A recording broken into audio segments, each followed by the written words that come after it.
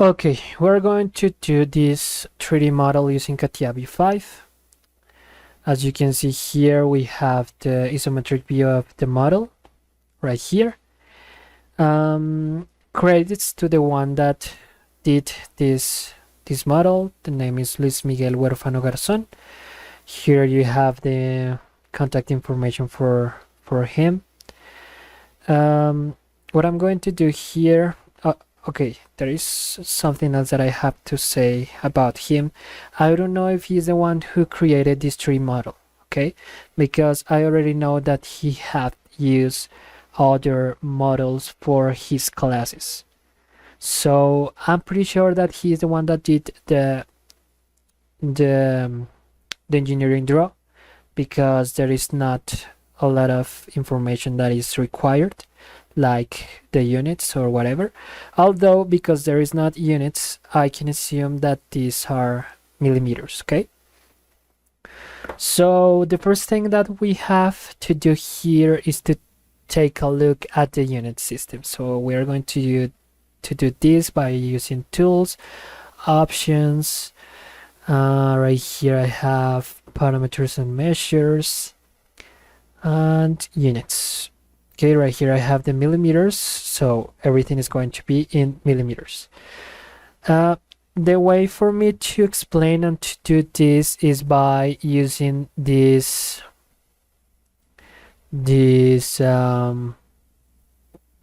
section of the mouse, because I have not done any tutorial of Catia V5, because I really think that this is pretty important. It is pretty important for us to determine what the person is doing using the software, and the only way for me to do that is to look at his or her clicks on his mouse. Okay, the information of the keyword is not that relevant, that is why I'm not putting the keyword. Okay, so what I'm going to do here is to do the exercise, and while I do the 3D model, I'm going to explain what I'm doing. Okay, so I'm going to start with mechanical design, part design. This is the model or the process that has to be done for when I want to create a part. This is the part number, the part name. I'm going to call it tutorial.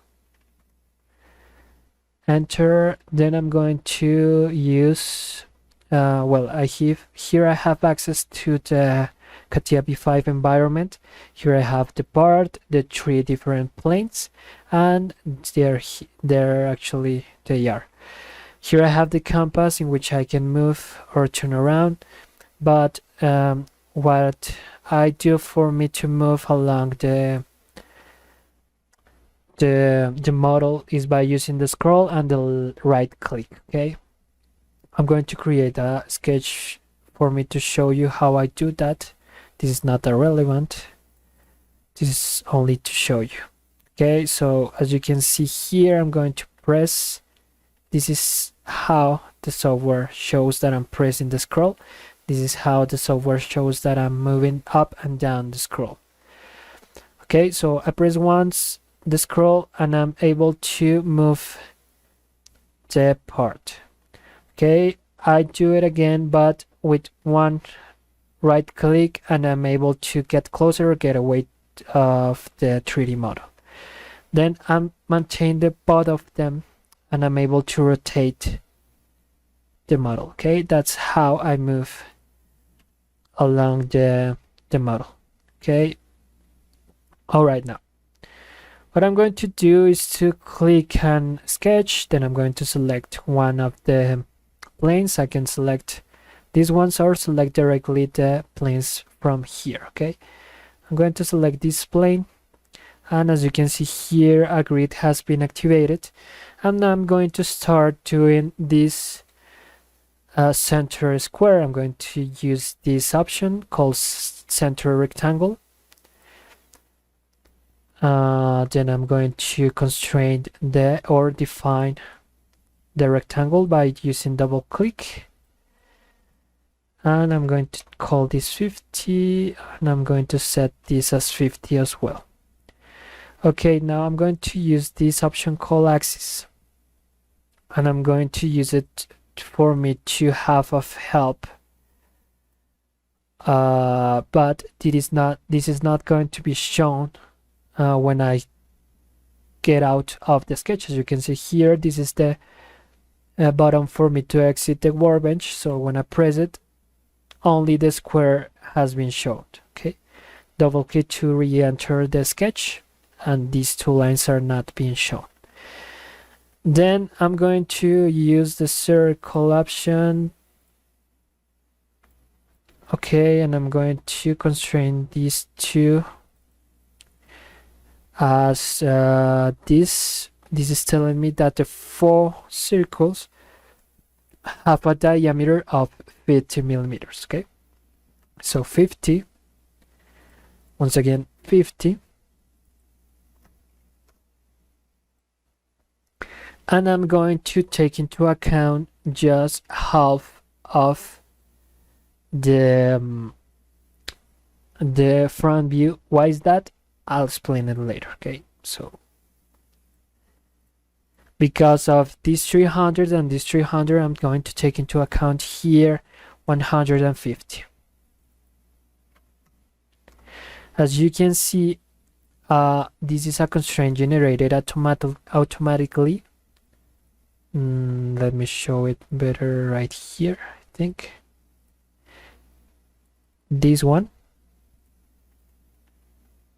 this little circle, and that is actually telling me that this circle cannot be move away of the axis that the circle is in. Okay, so I can move it this way but not this way.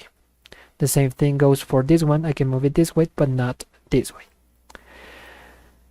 Then I'm going to create a profile using this option called profile for me to take this shape. Okay, so I'm going to start and I'm going to do this, taking into account something similar. It is important for me to be aware of these automatic constraints, because if I hit or if I click on one of them, as you can see here, one constraint is automatically generated. In this case, the tangency of this line and this circle. So I gotta eliminate this tangent, and I'm going to eliminate the line because I gotta do it again. Okay, so because of this 100, I can assume that this length is 50. The same thing goes for this one, and it is telling me that this one is 50 also. So double click to the constraint tool, and these are the measures that I need. So 50, double click, 50, 50, and 50. Okay, now what I'm going to do is to create an axis here connecting the center of the circles to this point. The same thing goes for this one. And well, two things happen here. So the first one is that I'm able to move the circle because this line is not constrained. So I'm gonna select it, right click, line object. This line is going to be horizontal. And now, as you can see, the color green shows that the line is defined. Okay, now this line has no connection point, so I'm gonna do the same thing here. I'm gonna select the point and the line, right click, and coincidence. I'm going to do it again for these 2 points, then center of the circle and this point. So coincidence. Now I'm gonna eliminate the parts that are not in the first quarter of the draw. In this case, this part of the circle, this part of this rectangle, and this part of this circle. Okay, so I'm gonna do a double click within this option called quick trim. Click, whatever. Yes, yes, yes. As you can see, because I've eliminated those lines, the software was asking me if I want to keep the measure. I hit yes, but it's not necessary because those dots are not longer does not longer um, like are part of these two lines. Okay, so I'm going to define these two lines again. And then what I'm going to do here is to use Control F. This is going to open a search bar. So here I'm going to select the 2D, and then I'm going to select here that I'm looking for the lines. Although I need that the lines that look like this. Okay, so I'm gonna look for them. This is showing to me, select those. Okay, then I'm going to select this option called mirror. This is asking me, okay, with respect of what line do you want to mirror the lines that you select before. So I'm going to select this one, and I'm going to do the same thing but with the circles. So I'm going to look for the circles, look for it. Okay, select them, mirror, and this one. Control F. I'm going to do it again. Circles in this case.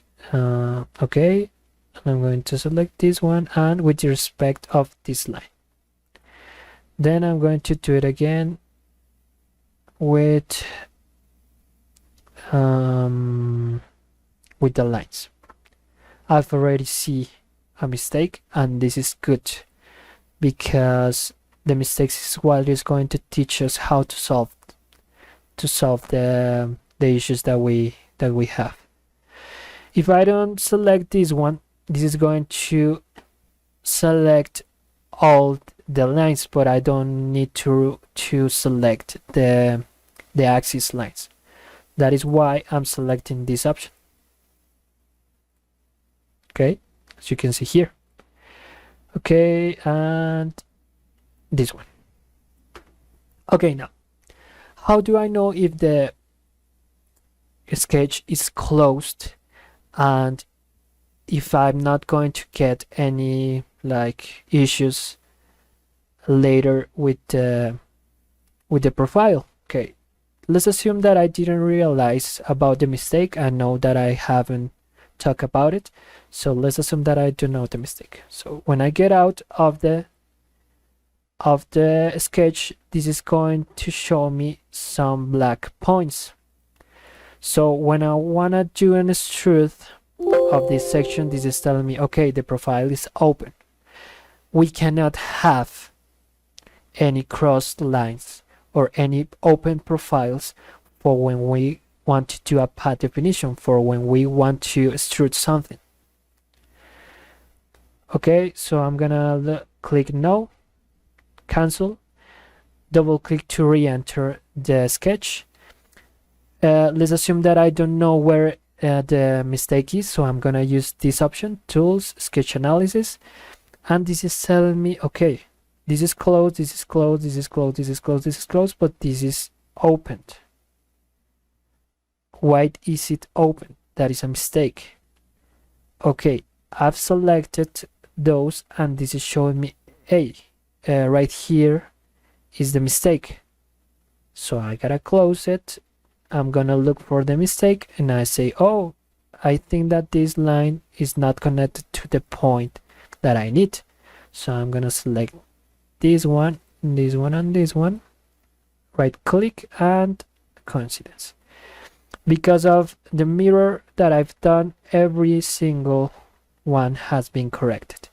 The mistake was not only here, was here and over here, I think. But just correcting one of them, because I have a mirror right here, this is going to be solved. I know that in softwares like SolidWorks, maybe in Solid Edge, I'm not really sure, I can have cross lines, but in Catia I cannot. I have to define the profile perfectly. Okay, now I'm gonna exit the workbench. As you can see, everything is good now. I have no black points. I'm gonna click path definition. I'm gonna click or select the sketch, and this is telling me that this has a width of 5 millimeters. So 5 millimeters, enter, and that would be all for the sketch. Now what's left is to do these corners. So I'm gonna do it by selecting this option called chamfer. This is asking me, okay, what edge do you wanna create a chamfer? In what edges do you wanna create a chamfer? So I'm gonna select all these edges. This one, this one,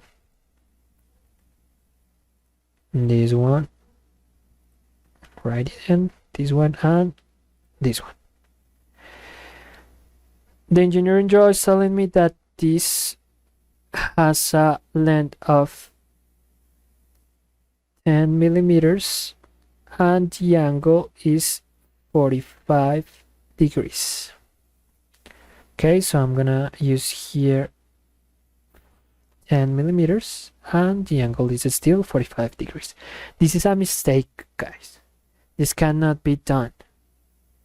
Why is that? Because the engineering drawing is already telling me that this is a length of 50 and this has a length of 50. So this is not necessary.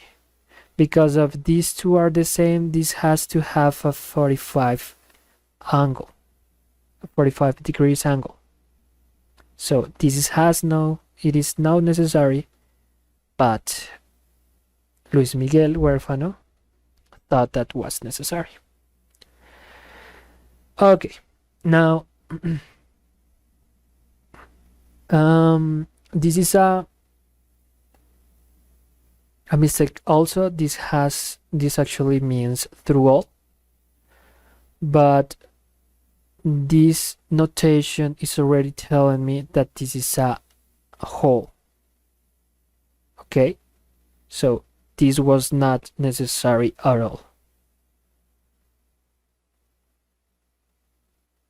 All right, now I'm gonna click in OK and OK, and that's it, guys. Actually, that's all we need to do. If we want to apply some different material, we hit this option, and maybe I want to apply the aluminum, so I do this. Okay, and this material is aluminum, as you can see here. All right, guys, so that is how this exercise or this tree model could be done.